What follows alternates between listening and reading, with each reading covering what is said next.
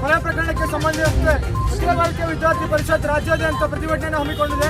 ಈ ಪ್ರತಿಭಟನೆ ಮೂಲಕ ನಾವು ಆಗ್ರಹಿಸುವುದೇನೆಂದರೆ, ಮೊನ್ನೆ ಕಾಲೇಜಿನ ಕ್ಯಾಂಪಸ್ ಒಳಗೆ ನುಗ್ಗಿ ನೇಹಾ ಹಿರೇಮಠ ಅವರನ್ನ ಚಾಕುವಿಂದ 9 ಬಾರಿ ಹಿಡಿದು ಜಿಹಾದಿ ಮನಸ್ಥಿತಿಯಿಂದ ಲವ್ ಜಿಹಾದ್ನ ಪ್ರಕರಣದ ರೀತಿಯಲ್ಲಿ ಕೊಲೆಯನ್ನು ಮಾಡಿರುವಂತಹ ಫಯಾಜ್ನನ್ನು ಗಲ್ಲಿಗೆ ಏರಿಸಬೇಕು ರಾಜ್ಯ ಸರ್ಕಾರ.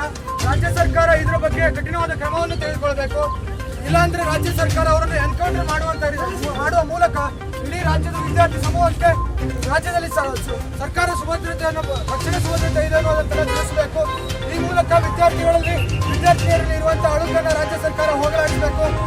ಈ ರೀತಿಯಾಗಿ ವಿದ್ಯಾರ್ಥಿ ಪರಿಷತ್ ಹೋರಾಟ ಮಾಡಿದಾಗ ರಾಜ್ಯದ ಮುಖ್ಯಮಂತ್ರಿಗಳು ಹೇಳಿಕೆಯನ್ನು ಕೊಡ್ತಾರೆ. ಇದು ಒಂದು ಆಕಸ್ಮಿಕ ಘಟನೆ ಅಲ್ಲ ಅನ್ನುವಂಥದ್ದಕ್ಕೆ ಅವರ ವಿದ್ಯಾರ್ಥಿನಿಯ ತಂದೆ ಕೂಡ ಅದಕ್ಕೆ ಸಮಂಜಸವಾದ ಹೇಳಿಕೆಯನ್ನು ನೀಡಿದ್ದಾರೆ.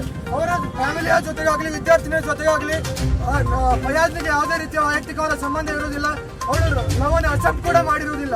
ಆದರೂ ಕೂಡ ಅವಳು ಹಿಂದೆ ಬಿದ್ದು ಲವ್ವನ್ನು ಅಕ್ಸೆಪ್ಟ್ ಮಾಡುವ ರೀತಿಯಲ್ಲಿ ಅವಳಲ್ಲಿ ಬೆನ್ನು ಬಿದ್ದು ಹಿಂದೆ ಅದನ್ನು ಅಕ್ಸೆಪ್ಟ್ ಮಾಡದೇ ಇರುವಂಥ ರೀತಿಗೆ ಅವಳ ಮೇಲೆ ಹತ್ಯೆಯನ್ನು ಮಾಡಿರುವುದನ್ನು ವಿದ್ಯಾರ್ಥಿ ಪರಿಷತ್ ತೀವ್ರವಾಗಿ ಖಂಡಿಸುತ್ತದೆ. ಇದೇ ರೀತಿ ಇದನ್ನೆಲ್ಲ ತಿಳ್ಕೊಂಡು ತನಿಖೆ ಇನ್ನೂ ಆಗುವುದಕ್ಕಿಂತ ಮೊದಲನೇ ರಾಜ್ಯದ ಗೃಹ ಮಂತ್ರಿ ಆಗಿರುವಂತಹ ಡಾಕ್ಟರ್ ಪರಮೇಶ್ವರ್ ಅವರು ಹೇಳಿಕೆಯನ್ನು ಕೊಡ್ತಾರೆ. ಇದು ವೈಯಕ್ತಿಕವಾದ ಘಟನೆ, ಇದಕ್ಕೆ ಲವ್ ಜಿಹಾದ್ ಸಂಬಂಧ ಇರುವಂಥದ್ದು. ಈ ಮೂಲಕ ನಾವು ಎಲ್ಲರಿಗೂ ಹೋಗಬೇಕಾಗಿಲ್ಲ. ಮುಖ್ಯಮಂತ್ರಿಗಳು ಹೇಳ್ತಾರೆ ರಾಜ್ಯದಲ್ಲಿ ರಕ್ಷಣಾ ಸುಭದ್ರತೆ ಇದೆ, ಯಾವುದೇ ತೊಂದರೆ ಇಲ್ಲ ಅಂತ.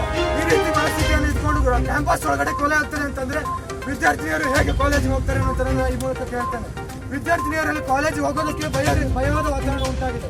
ಈ ಮೂಲಕ ಹಿಂದೂ ಸಂಘಟನೆಗಳು ಎಲ್ಲ ಪರವಾಗಿ ನಾವು ಹೇಳೋದೇನೆಂದ್ರೆ, ಹಿಂದೂ ಸಂಘಟನೆಗಳು ವಿದ್ಯಾರ್ಥಿಗಳ ಪರವಾಗಿ ಯಾವಾಗಲೂ ಕೂಡ ಇದ್ದಾವೆ.